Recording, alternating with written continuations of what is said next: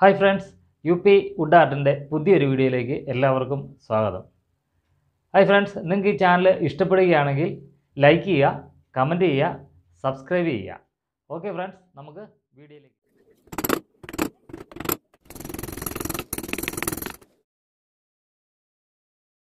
Hi friends, നമ്മളിന്നൊരു ഡോറിൻ്റെ പലകയാണ് ചെയ്യുന്നത്.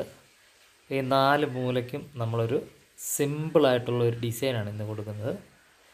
ഒരു ചുരുളും അതിൻ്റെ അറ്റത്തൊരു ചെറിയ ലീഫും. ഓക്കെ, ഇത്രേ ഉള്ളൂ നമ്മുടെ വർക്ക്.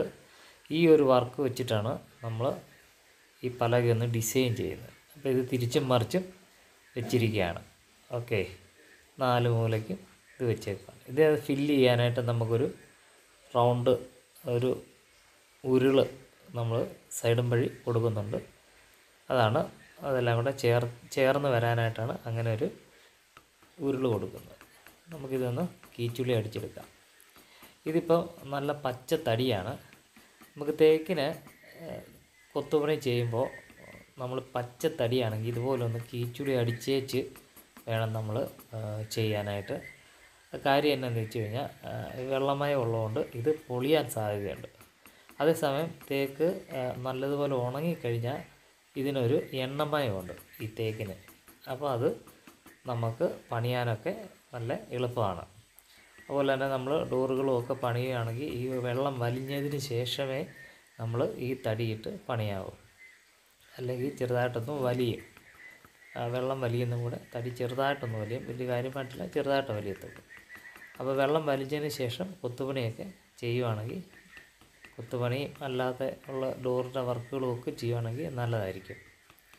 ഇപ്പം നമ്മൾ ഇതുപോലെ കീച്ചുളി അടിച്ചേച്ച് ഒന്ന് അടിക്കുകയാണെങ്കിൽ ഇതുപോലൊരു ഈ ഒരു വി കട്ട് ഇങ്ങനെ വീഴുന്നതുകൊണ്ട് നമ്മൾ ഉളി വെക്കുമ്പോൾ 2 സൈഡിലേക്കും തിങ്ങിപ്പോകത്തില്ല. അത് ആ ഒരു വി ആകൃതിയിൽ എടുത്ത് പോയേക്കുന്നതുകൊണ്ട് അവിടെ തിങ്ങിയിട്ട് അത് പൊളിയത്തില്ല. അതാണ് നമുക്ക് ഇങ്ങനെ ഒന്ന് അടിച്ചേച്ച് നമ്മൾ അത് ചെയ്യുകയാണെങ്കിൽ ഏറ്റവും നല്ലതായിരിക്കും. ഓക്കെ, ഒരു സിമ്പിൾ ഡിസൈനാണ്. ഇതുകൊണ്ട് നമുക്ക് ഈ ഒരു ഡോറ് ഫിനിഷ് ചെയ്യുന്നത് എങ്ങനെയാണെന്ന് നോക്കാം. ഫ്രണ്ട്സ്, പൂർണ്ണമായിട്ടും നമ്മുടെ ഈ ചാനലിൽ ഇപ്പോൾ കെയർവിങ് വീഡിയോകൾ മാത്രമാണ് ഉൾപ്പെടുത്തിയിരിക്കുന്നത്. നിങ്ങൾക്ക് കട്ടിള, ജനൽ, ഫർണിച്ചറുകൾ അങ്ങനെ ഉള്ളതൊക്കെ പണിയുന്ന വീഡിയോ ആവശ്യമുണ്ടെങ്കിൽ, അല്ലെങ്കിൽ നിങ്ങൾക്ക് പഠിക്കാൻ ആഗ്രഹമുണ്ടെങ്കിൽ നിങ്ങൾ ദയവായി കമൻറ്റ് ചെയ്യണം. അപ്പോൾ ഞാൻ അങ്ങനത്തെ വീഡിയോകളൂടെ ഈ ഒരു ചാനലിൽ ഉൾപ്പെടുത്താം. ഇപ്പോൾ പൂർണ്ണമായിട്ടും കെയർവിങ് തന്നെയാണ് ഞാനിപ്പോൾ ചെയ്തിരിക്കുന്നത്. അപ്പോൾ ഫർണിച്ചർ പണിയുന്ന കട്ടിലെ ഒക്കെ മേശ, ദിവാങ്കോട്ടെ ഒക്കെ പണിയുന്നതും അതുപോലെ തന്നെ കട്ടിള, ജനൽ ഒക്കെ പണിയുന്നൊക്കെ വീഡിയോ ഞാനതിനകത്ത് ഉൾപ്പെടുത്താം. പക്ഷേ നിങ്ങൾ കമൻറ്റ് ചെയ്യണം.